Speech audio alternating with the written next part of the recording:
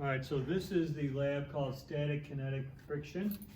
And part 1 and 2 are close enough to the same where I'm going to talk about them both together, and then we'll have a separate video for part 3.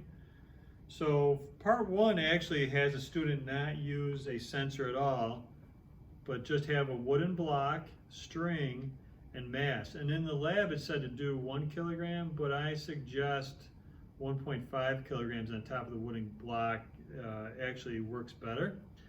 And so I'm going to pull on this, and I'm going to pull slowly at first. And I think it's important that the students feel this without the sensors, so they can feel that it's hard to pull at first, and then it's easier to pull to keep it going. And then they go ahead and they actually, they feel that, and then they actually measure what they felt. And we won't collect yet, but then they'll measure what they felt, and then they'll pull and see what they felt actually matches what they measured.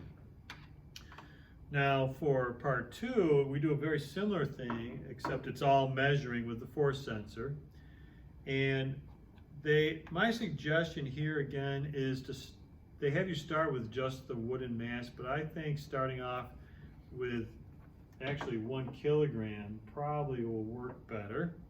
And then what we'll do is we'll add a couple mass. We'll make it 1.5 kilograms, and then we'll go to 1.9 kilograms. I think having more mass works better. So we'll start off, instead of just an empty block, we'll start off with a 1 kilogram mass, and we'll collect this data. This is zeroed and everything, right?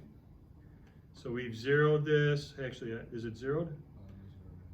So we've zeroed this, and we're ready to go here. And so what you want to do, and this is important, this is an important piece of this, you want to pull slowly at first so that you can see the static friction between the block and the table getting larger and larger and larger, hitting that peak static friction.